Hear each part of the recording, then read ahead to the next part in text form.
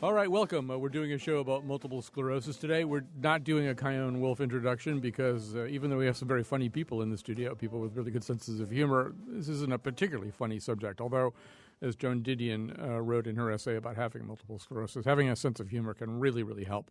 But I didn't think it was our place to come up with anything funny about it. But we are going to talk about how people live with this illness. It's a lifelong illness. There is no actual cure for it, and it's a somewhat mysterious and unpredictable illness. I think that's fair to say. But I shouldn't be saying these things. I should be introducing you to the guests we have. All of our guests are in the studio, and as we go along talking about this, you may want to call in either with a question or a comment born out of your own experience. The number for that is 860-275-7266, 860-275-7266. We'll say that several times. And you may tweet us. I think Greg Hill is in the house tweeting for us at WNPR Colin. That's where you should follow us. And you should feel free to tweet right at us during the show, too. In studio with us are two people with MS, Lynn Johnson, one of my neighbors for many, many years. That's how I got to know her. She's a Hartford-based psychotherapist and a teacher of meditation at the Center for Serenity.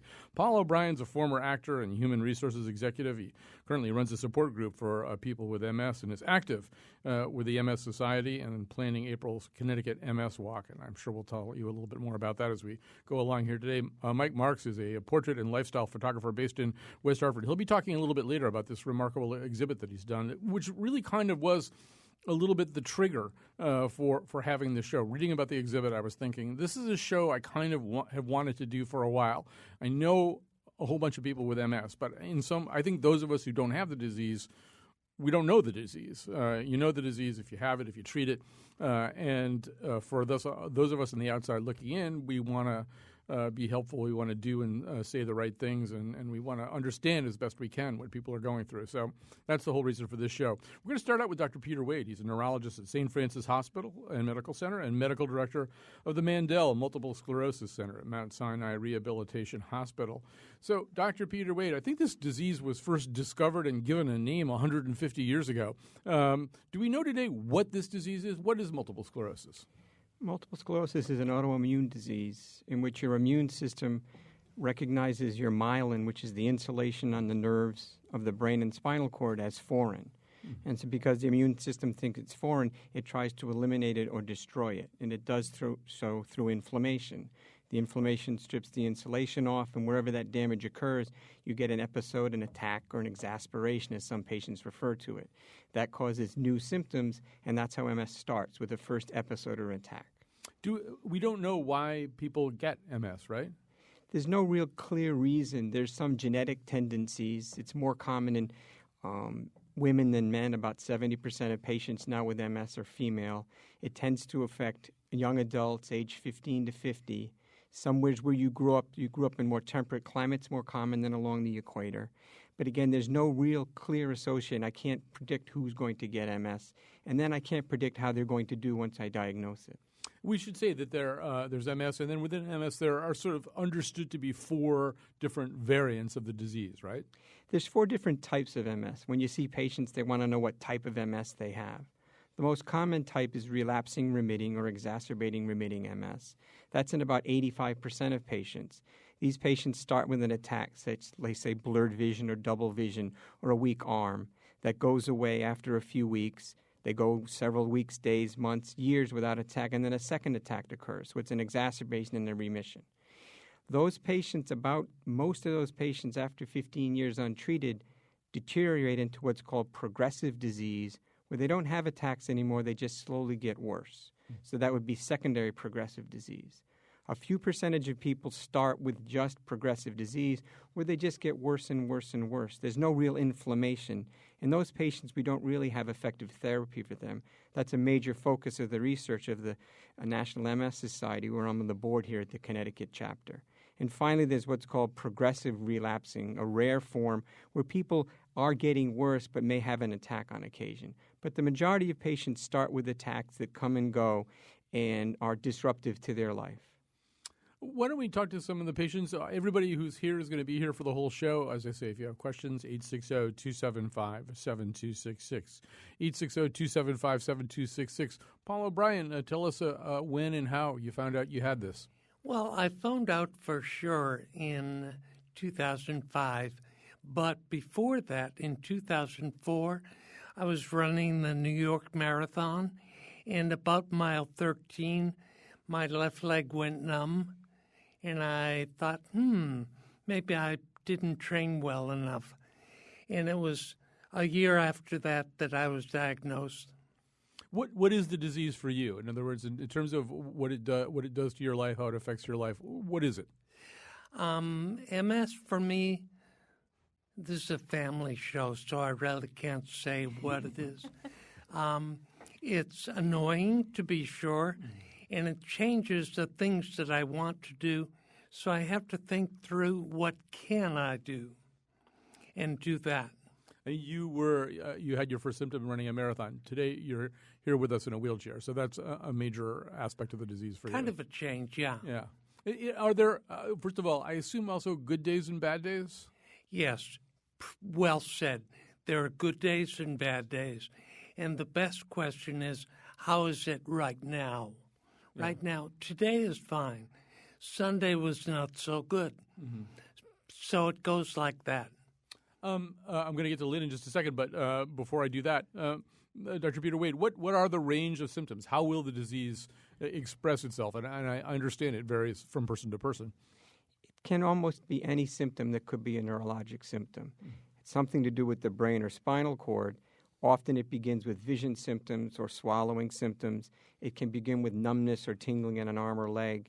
It often affects bowel and bladder function as time progresses. And about 50% of people with MS have some degree of cognitive difficulty. It can impact the quality of your life, and maybe 10 or 15% of people. So it can involve any portion of the central nervous system. That's the difficulty with it, is it can cause almost any problem you could see. Sometimes that's why it's so difficult to diagnose initially, because it's such a puzzling presentation. So, Lynn Johnson, tell us about your disease. Well, Dr. Wade just said it. It was very hard to diagnose. I have primary progressive MS, which is a very rare form, and as Dr. Wade said, there's not really much treatment for it. But like Paul, I was out jogging in May of 1988, and all of a sudden my legs went numb. I was like, what is this? And it wasn't until 10 years later that we were finally able to diagnose it, because I didn't have the attacks that most people have. And so people thought it was Lyme disease, it was this, it was that, and finally concluded that it was primary progressive MS. Is that, I'll come back to you in a second, Lynn, but is that an uncommon thing? Or, I mean, just reading the literature that I read, going a long time before you get your diagnosis seems to be something that does happen. I mean, not to everybody, but... I think in Lynn's case with the primary progressive, without the attacks, it's harder to figure out, because most people you're looking for attacks and things along those lines. It used to be very, very difficult to diagnose because we didn't have any tests. The original test to diagnose MS was to put someone in a warm bathtub and see if you could create new symptoms, because hot weather aggravates MS symptoms. Now with the MRI scans that we have, it's much easier to see the pictures on the MRI scan that look very much like multiple sclerosis. So I think we're doing better at making the diagnosis sooner with some of the ancillary tests. All right, you just stole my next question, which was about diagnosis. So you can now see something. I mean, it sounds like a complicated and nuanced diagnosis, though. The majority of the time, it looks like MS, and it is MS. Yeah. On the small percentage of people, it may look like MS, but the spinal cord doesn't show it or the brain doesn't show it. Most of the time, there's more lesions on the MRI scan than there actually are symptoms.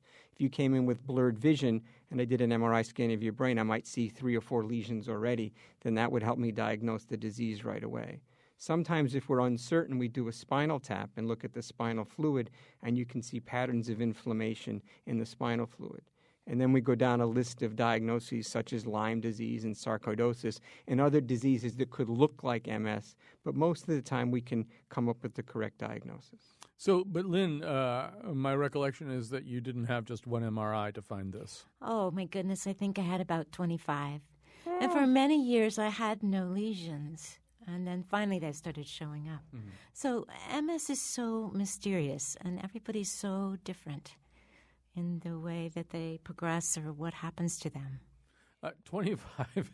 I mean, I've had one MRI, and it was MRI. Until you've had an MRI, it sounds like the simplest thing in the world.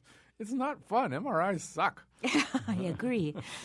25 is a lot. Let me just say one thing. This is the only sort of thing that I have to contribute to this conversation, but I bet it's true anyway. I mean, Lynn Johnson is an unbelievably sort of cheerful and uplifting person. If you get on an elevator with Lynn Johnson, which I did frequently for 5 years, and you think you have problems, usually by the time you get off, you feel pretty good just from talking to her. So, and so do you? First of all, is the person that I used to meet on a pretty regular basis on the elevator or in the hallways of our building, is that who you are? I mean, are you able to sort of maintain a pretty positive attitude with this disease most of the time?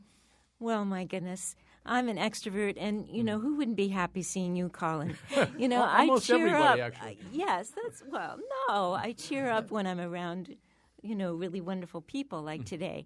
But I have really, really hard days, and depression is a symptom of MS. And so I have to fight that to stay. I feel you have to fight to stay who you really are, right, Paul? Absolutely. Yeah. And staying who you are means doing as many of your normal things as you possibly can do, right? Absolutely. Yeah. So you've been on a walker since I've known you. How long has it been the case that you've had that? Walker isn't really the right word. What do you call the thing that you use? It's called a rollabout, yeah, officially. And, his name is Henry, because he's my best friend. He goes with me everywhere I go. At first, when I first had symptoms, I didn't even need a cane. And then I progressed to a cane. And then about 1996, when I was diagnosed, right around then, I went on the walker. And I hope I can, or the rollabout, and I hope I can stay on that. That's my prayer. Yeah. And so for you, and we're going to talk a little bit pretty extensively about how the disease is treated, what drugs work, and things like that. But for you, you've kind of chosen a different course. I've read that, I mean, nobody really knows, I think, but I've read that as many as maybe even 50% of the people in America, in the U.S. with MS, sometimes in addition to a normally prescribed medical course of drugs, are working with some kind of alternative therapy. You've done a lot of that, right? Talk about how you've approached all this. Right. It's been my whole thing. I mean, I've used many things that have helped me. I work with a wonderful naturopathic physician, Dr. Mila Gruber, with homeopathy. I do yoga. I do something called emotional freedom technique, which uses acupressure points. Has been extremely helpful. I meditate. I pray. I do everything I can think of. And when you say you do yoga, once again, I mean, obviously some of your physical abilities are significantly restrictive. I mean, even just sort of watching you get from the roller into the chair you're sitting in right now, it took longer than it would take a lot of people to do that. So in terms of doing yoga, how does that go? Well, before this happened, I was a yoga teacher. Mm-hmm. So I think when you have something in your body that it helps you maintain it. As long as I do yoga every morning, of course I can't do the poses like I used to, but I do everything that I can, and it's very helpful.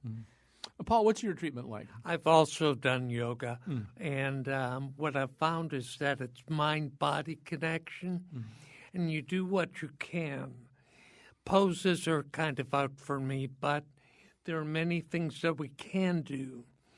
Treatment for me is I respect Lynn's choice, but I'm on one of the standard disease-modifying drugs. Yeah, and for both of you, I sense, and Paul, I know you a little bit from Facebook. I mean, we've been sort of in communication on Facebook for 3 or 4 years, I think. Actually, let me just hold that there, and let me go over to Peter Wade for just a second here. Sometimes we talk about the mind-body connection. Medical science sort of knows it's there but doesn't know what to talk about or how to talk about it. But with MS, the sense I'm getting, once again, reading and trying to understand the disease, because, in fact, mental stress can trigger the disease the way I understand it. I would imagine this mind-body connection, doing the things that you can do to make yourself feel happy and calm, are really important here. I think that's true in all diseases, not just multiple sclerosis. I think you do studies on patients with multiple sclerosis, 30% of people respond to a placebo. I think the act of doing something for yourself, if you believe in it, does something for yourself. It almost doesn't matter what you're doing. So I think that's an important positive attitude is very important. She mentioned depression. Depression is actually more common in MS than in other chronic illnesses. It may actually be part of the disease, and we treat that with medications as well as therapy. So there's all sorts of different complications and consequences of the disease that we try to deal with at the Mandel Center, where we have comprehensive care to help people with more than just the medications. In terms of the medications, I think Paul talked about how he's on one of the standard medications. Is there a standard way of treating this disease in terms of the drug regimen, or is it? I mean, I feel like it's kind of a snowflake, the disease, that everybody has it differently. So I'm thinking maybe it gets treated a little bit differently. In the patients we can treat people that have the exacerbating remitting type of disease. The medications we have decrease the chances of the next attack by a statistically significant amount. They make the MRI scan new spots quieter, and by doing so, delay disability. So all the medications do that. They're delivered differently. Some are pills, some are infusions, some are injections. And so different people have different medications. And I tend to pick the medication that I think is going to be most effective, and at the same time, the one the patient believes in is and are going to be able to tolerate. If they don't choose one or it doesn't work for them, we can move to another medication. And it's very exciting over the past several years, there's more and more medications. When we first started this, there were no treatments. The first treatments were injections in the early 1990s.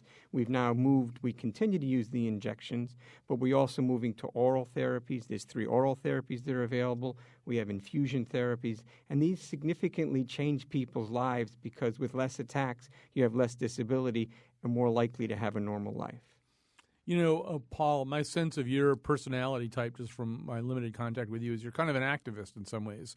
And I think we live in an era, I mean, anybody who just saw the movie Dallas Buyers Club knows we live in an era where patients can communicate with one another much more effectively through the internet and can sometimes lobby for changes that they want, can sometimes press organizations like the FDA to see if they can get medications that they think will be effective for them more swiftly. What's your overall sense of this picture? Are the drugs you know about and hope maybe you can use becoming available to you fast enough? 2 things. One is research. Research is just going like crazy. As Dr. Wade said, there were just a few medications years ago. Now there's 8, 9, something like that, FDA-approved medications. And for awareness, as a matter of fact, in just a month, we're going to have MS Awareness Day, Activist Day at the state capitol. And so we encourage our legislators to be on our side and approve funding for research. You know, Lynn, you made a decision not to use pharmaceuticals, right? Well, actually, if I had relapse-remitting MS, I'd be very happy to try them. But the truth is, is there one medication now FDA approved for my type? Ampera or? There's no medication. There's no medications to treat progressive disease. Right. The progressive disease is more of a degenerative or rusting disease. The drugs we have suppress the inflammation. And so putting her on medications that suppress inflammation, if she doesn't have any, would be of no benefit. Right. There is a medicine called Ampera, which it doesn't matter which kind of disease you have, it helps you walk quicker, faster. And so it's been shown to improve ambulation in patients that have assistance with walking. So that's a symptom medicine as opposed to a disease treatment medication. Right. And I considered that, but one of the side effects is seizures, which really scared me. So that's a problem too, is that you have to look at the medications and then look at the side effects and then decide what to do with your doctor. And so you sit down with your doctor and you discuss the risks and benefits of the medication and make a decision if it's right for you. Exactly. All right, we're going to take a quick break. We're talking about MS and how people live with MS, how MS gets treated. We want to come back and talk about this photo exhibit and about this photographer who decided to spend quite a bit of time meeting and photographing people with MS. Give us a call if you have a question, 860-275-7266. That's 860-275-7266.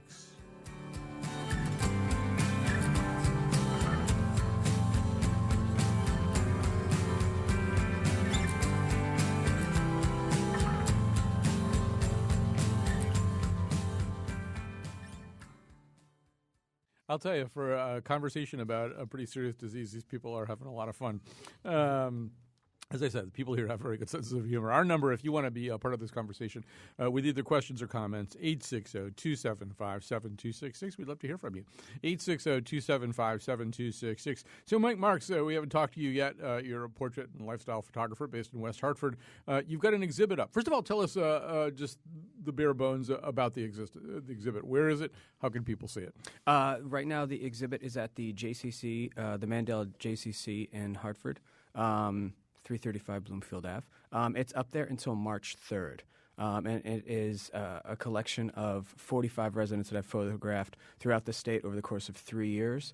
And it's a wide range. I mean, it's a wide range, and we didn't expose too much of the project when we first started it because it really needed to be seen together as a group. Well, yeah, we're talking about I want to talk about that wide range, but before we do that, how did you wind up doing this? This feels like something that maybe got bigger than you initially thought it was going to be. Certainly, yeah. I mean, basically, long story short, I got, I don't have a direct connection with MS in my family, but my connection with the society started through cycling. I'm a cyclist, and I just, new to West Hartford years back, I decided to photograph one of their charity bike rides and just donate my time. Through then, after that, I worked a little more with them and came across a book that National put out in the early 90s about people around the country that are diagnosed with MS. And no one from Connecticut was in the book. I mean, it was everything from Ohio to Georgia to California. And I approached them and said, I would like to do something like this on a local level. I mean, the number now I think they're saying is 6,000 residents in the state are diagnosed. So I said, people really need to know that this is happening next door. So you did this, and you wound up meeting a wide range of people, both in the way that the differences in the way this disease expresses itself, but also just in who they are. You want to tell like one or two quick stories of some of the people that you met are sitting right in this room, but you want to tell some other stories? Yeah, I mean, the one thing we knew going in is that, and the title of the show is I Am a Mosaic, because we knew each of these individual images are very strong on their own, but tell a whole other story altogether. So when we were going in, I worked with myself and Karen Butler from the MS Society, and we would, see who would be great and who has the stories to tell that would work well, and who, would convey the images we need to convey. So, one image that comes to mind, there's a woman, Sue Newberry, who is in Newtown, Connecticut, and she's always had a love of, horse riding. Mm-hmm. And she, we photographed her that day. We actually had to reschedule her shoot, as they mentioned in the first half of the show, that heat sensitivity is a common symptom. In the summer months, we had to reschedule. It was just too warm out. We photographed her in back trails in her house and everything, and the photo we ended up using was actually, we were packing up. My assistant and I were packing up, and she was about to put her horse back in his pen, and she kind of just had the harness off, and she was kind of just hugging his head.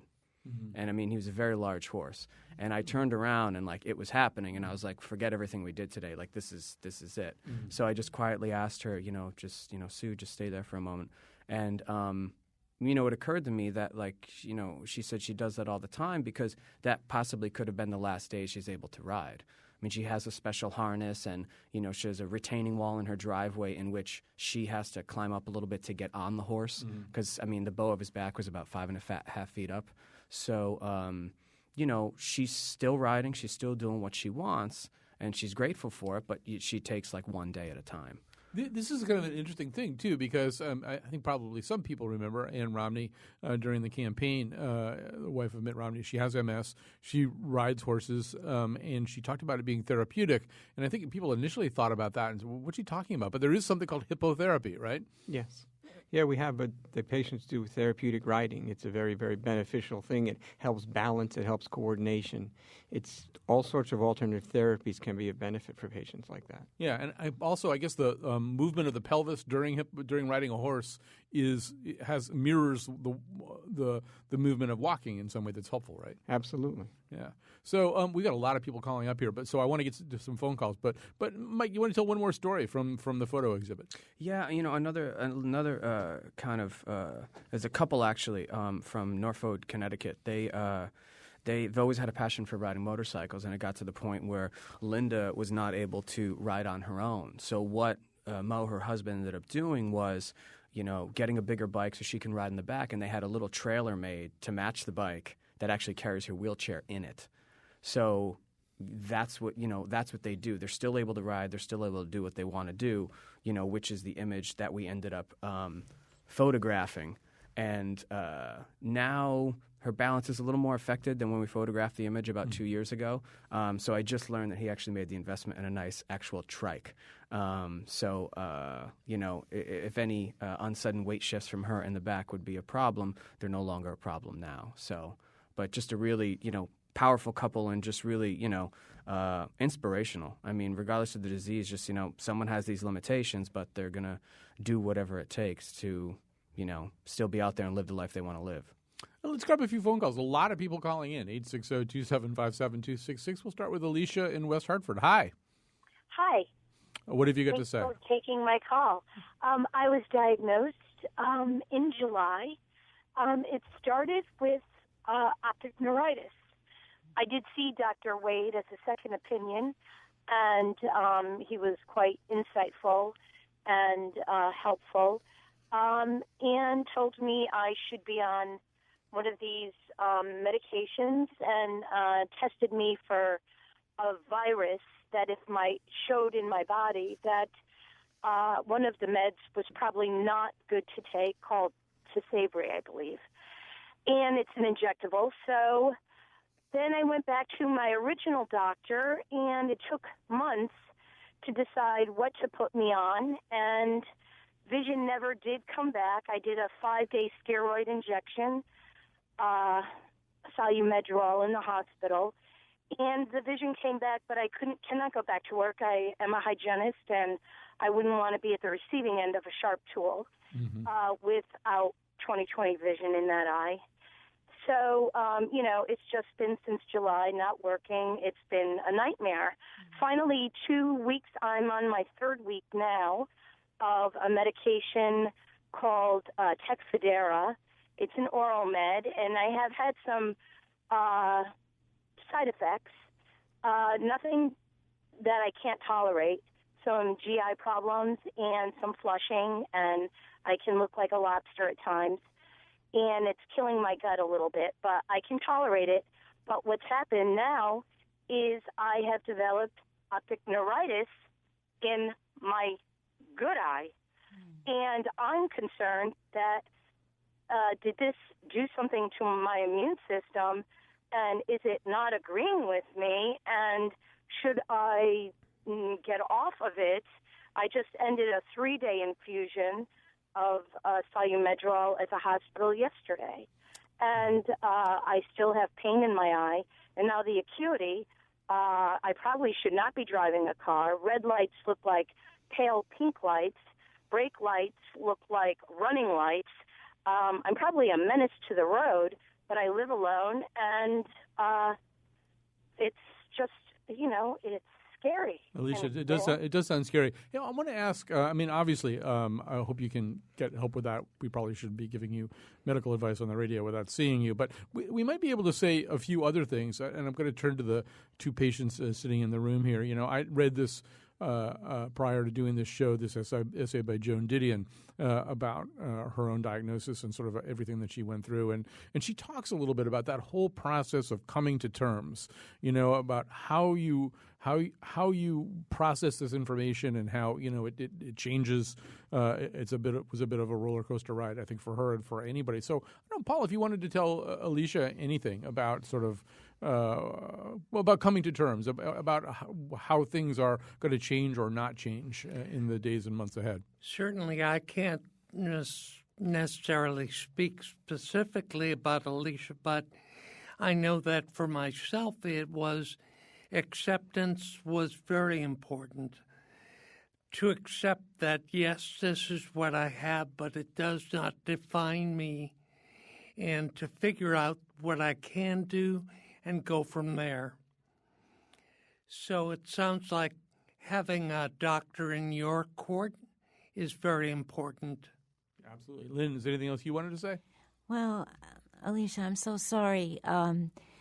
the first year of MS, of the symptoms, you're right, it's a nightmare. It's so hard. And as I was listening to you, what I would say is what's really important right now is to get support, to surround yourself with loving people, with people that you can talk to, because it's going to be a while before you can get to acceptance, because how can you accept what you don't know?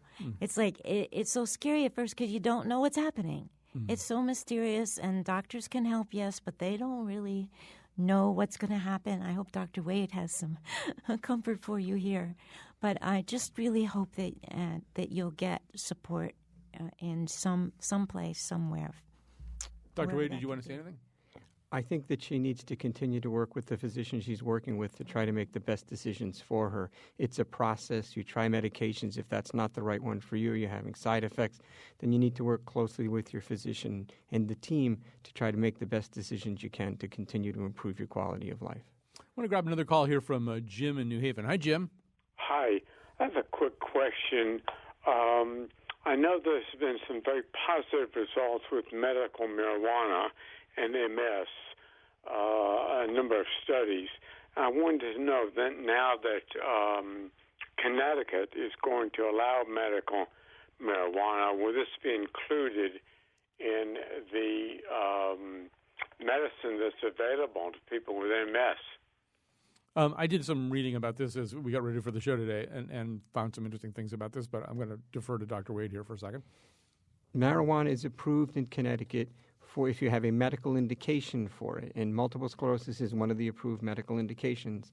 So what happens is you can sit down with your physician and you can fill out an application form to the state of Connecticut, and then you'll be issued a marijuana card, which will allow you to purchase marijuana from the dispensaries once they're available. I mean, reading some of the clinical literature, it seemed like the jury was a little bit out about this, right? I mean, it's going back to something you said earlier, 30% of people respond to a placebo. It was hard to see any study, any piece of scholarly research that I could find anyway that really confirmed a link between improvement and marijuana that would probably exceed anyway that placebo effect. I think there's not gold standard research on this, but it's been decided by the state. What we do at the center is if someone has used marijuana and they tell me that it helped certain specific symptoms, that it's spasticity, pain, things along those lines, then I will fill out the card to allow them to get it. I'm not prescribing it for them. I'm just allowing them the opportunity as per the laws of the state. As we go around here, too, I wanted to just come back to you for a second. Mike Marks is the person here who took the photographs of 45 different diagnosed patients here in Connecticut.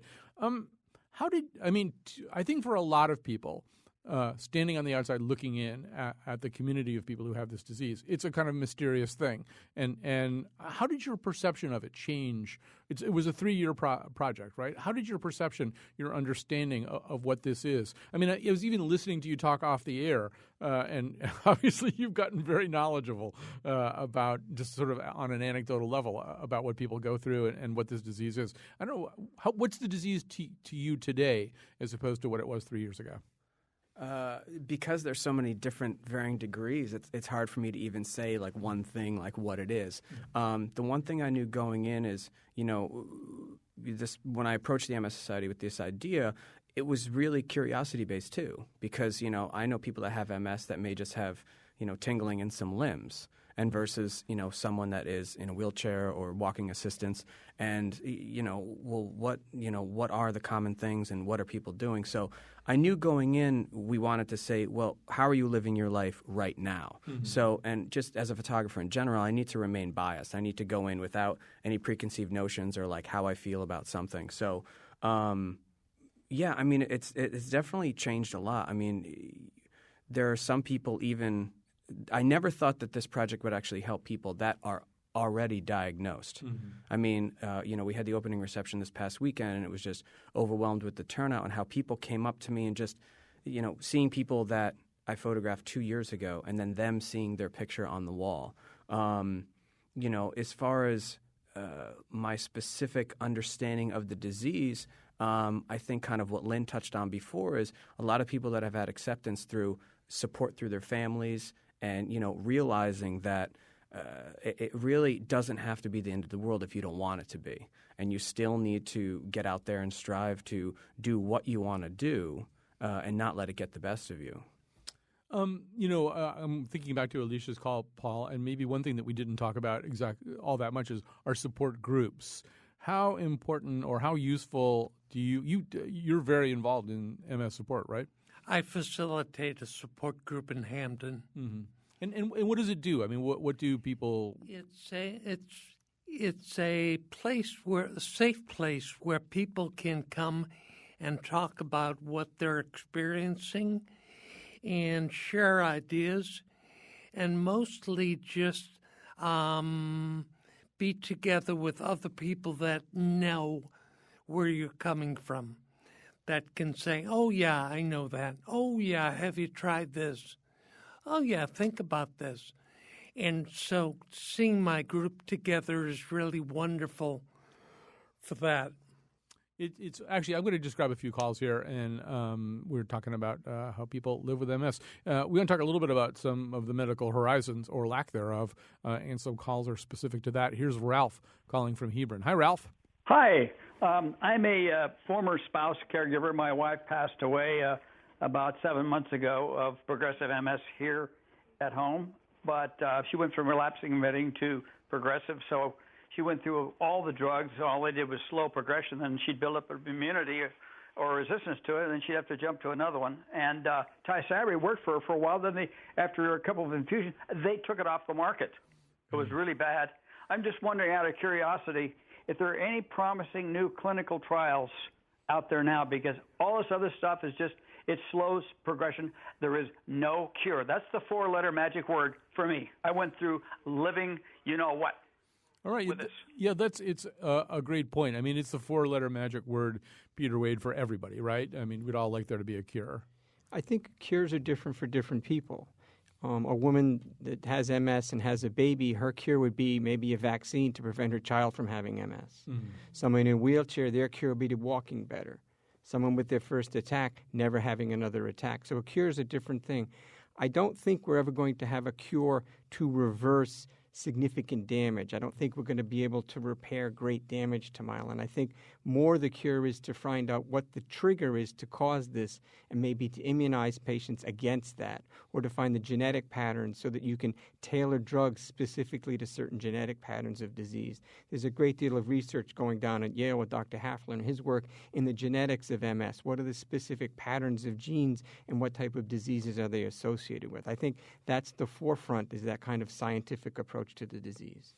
You know, we did a show a few weeks ago about HIV, which is a very different kind of disease. But one of the things that became clear as we got into the show is that more than I had understood, early diagnosis is incredibly important with AIDS. The sooner you get to it, the better the results are. Is it the same with MS? I mean, obviously it's a different kind of disease to diagnose. But getting there early, does that help? When I was first diagnosed with MS, we didn't make the diagnosis until after you'd had 2 attacks because we didn't have any treatments. Now the approach is as soon as the person has the first attack, if their MRI scan looks like MS, then we know they're likely to have another attack and develop the disease. Mm-hmm. So we now treat very early what they call clinically isolated syndrome. I call it monosclerosis. You have your first attack, you have MS monosclerosis. Mm-hmm. We can now use medications to prevent monosclerosis from turning into multiple sclerosis. So we're very aggressive with these medications. We want to stop disease as soon as possible because the sooner you suppress the inflammation, the better prognosis the patient has. All right, let's grab a call here from Joyce, then we're going to take a break, then we'll finish this conversation. The hour is flying by. Joyce in Harwinton, hi. Oop, I think she might have actually hung up or something. She had a good question, though. Let me see if we can reestablish contact with Joyce. Call back if you got hung up on or if anything happened. If not, I'll ask the question after the break. Our number, 860-275-7266. Time is of the essence, so give us a call right now. We'll be back after this break.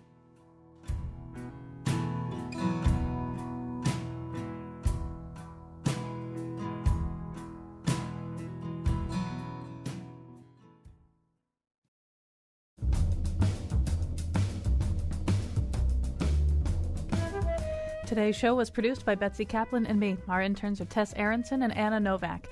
Katie Tolarski is the executive producer, and Greg Hill tweets for us, a WNPR Colin. The part of Bill Curry was played by Sean White. For photos, show pages, and links, visit our website, WNPR.org. On tomorrow's show, all the ways love destroys us and pieces us back together. Back to Colin. Yeah, tomorrow's show is specifically about modern love. We have two authors on, including Daniel Jones, who edits the very popular Modern Love column in the New York Times. He has a new book in which he sort of synthesizes some of the ideas that have developed over scanning, I think, 50,000 submissions to the Modern Love column. Anyway, right now we're talking about MS on the number 860-275-7266 if you want to call in and ask a question. And let me I had Joyce all queued up and we lost her, so let me just go right back to Joyce right now. Joyce in Harwinton, hi. Hi. I wanted to say I have relapsing remitting MS, and I did switch doctors a couple of times, and I want to tell the woman who called in with the optic neuritis not to give up. You might want to try different doctors, different approaches. My doctor is in Manhattan, and he's at the International MS Center, and he's doing very, very encouraging research for people with primary progressive MS. What he's doing, he went to the Vatican to talk about stem cell research last year and the importance of it. And what he's doing is he's extracting bone marrow from the sternum of a MS patient, and then they grow the stem cells in the laboratory and inject them into a person's spine, into their fluid. And he's found that they have found repairs are happening, and it's given people a lot of hope that in the future some of the myelin can be repaired and the connections the disruptions and the connections connected again. This is a man, his name's Saud Sadiq. He's an amazing, amazing man. He devotes 24/7, 365 days a year. This man is so committed to finding some hope. And I just want to tell people, whoever has primary progressive MS, just to keep an eye on that because it's really hope for the future. Peter Wade, I'm going to obviously something like that is a grail, right? The idea that you could actually, I don't know if there's, as you would say, gold standard research on that yet, but something that would actually repair some of the damage. The goal with stem cells is, one, to either repair the damage by having cells grow in the spinal fluid that can re-insulate the nerves. And that's one approach, but that would be just fixing the spinal cord. 90% of the damage is in the brain, which doesn't do much there. And those are very small clinical trials that need to be reproduced in order to show some benefit. I mean, it's an exciting option, but I wouldn't get a bus full of people and head to New York for that. I don't think that's going to be the answer. I think a different approach that we need to take is the comprehensive approach in that you help people deal with the consequences of the disease, with physical therapy, with diet, with medications, helping the people deal with the consequences of the disease. At our center, at the Mandel Center, we find a great deal of benefit in using physical therapy, occupational therapy, acupuncture, lots of different types of researches in helping people deal with the consequences of the disease as well as just trying to chase the next best medication. And my sense also is that, in all of the ways that are reflected in Mike's exhibit, that this is a snowflake disease. It manifests itself a little bit differently from patient to patient. You don't even always know what the core team is that you need, right? I mean, it depends on the patient. Every single patient's disease is different, and it varies with time. And so it's good to be followed by a team of people to try to help you deal with the consequences of the disease. We're talking about MS. I just want to ask you one more question, which is you alluded to this in the last segment, and I know that you wanted, in terms of patients, the focus to be on Paul and on Lynn. But you talked about your own diagnosis. So you're working in medical science in the field of a disease that you have, and I don't know that you can very easily compare it to not doing that. But what's that like? How do you suppose that changes you as a clinician? I think it makes it easier and harder for me. At the same time, I understand what people are doing. Patients come to see me. They can explain something, and I get it. I understand what optic neuritis is. I understand what weakness is, double vision. I've had all those symptoms, and so it creates kind of a bond. And at the center, we try to focus on what I think would help me, so we'll try to help other patients. I think that the last 7 years I spent at the Mandel Center have been the best 7 years of my practice because I do feel that I'm able to help people more because of my personal experiences. Let's grab a call here from Jennifer. This is something that was also alluded to just a few minutes ago when Dr. Wade was talking about sort of what would a cure be to any given person. So Jennifer, you're actually in the Mike Marks exhibit, right? Yes, my husband and I have a photograph from a few months ago when we were pregnant with our first child. And so this is something that was alluded to, the idea of a mother pregnant and the mother has MS. Talk about how that was for you. Well, at first it was scary. I was diagnosed before our 1-year anniversary when we were thinking about, trying to start a family, and we were blessed to be able to end up in the care of Dr. Wade and the Mandel Center. And that was actually one of the first questions that we talked about was, are we going to be able to have a family and have children, or is that, vision that we had when we got married going to be shattered? And Dr. Wade assured us that, it absolutely was possible, and luckily agreed that, while I understand the importance of being on medication, for now we could delay it.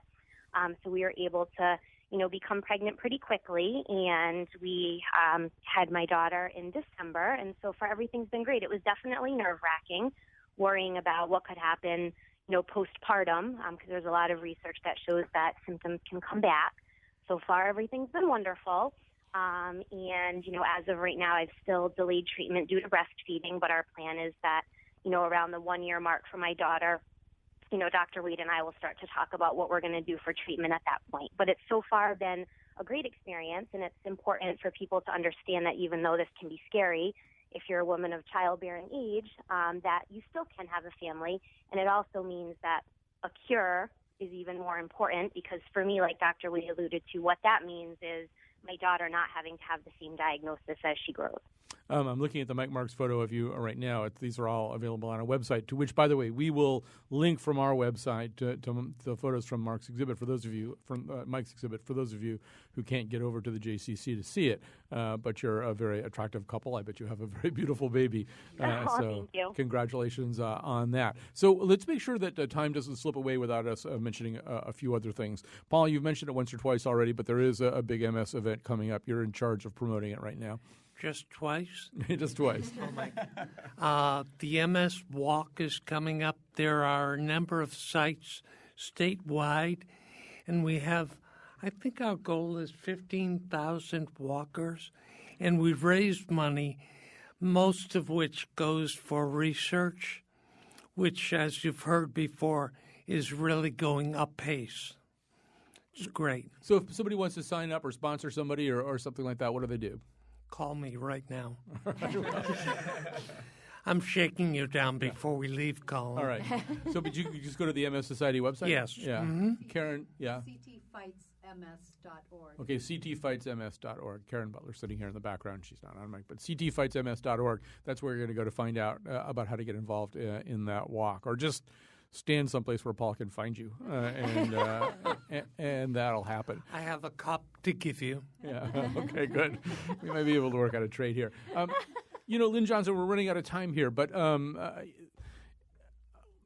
trying to frame the question right now. But do these kinds of conversations happen a lot with people? You know a lot of people, and they know that you have MS. Do people feel comfortable having the kind of conversation that we're having here today if they don't have MS and you do? Are you more comfortable talking about it than people are asking you about it?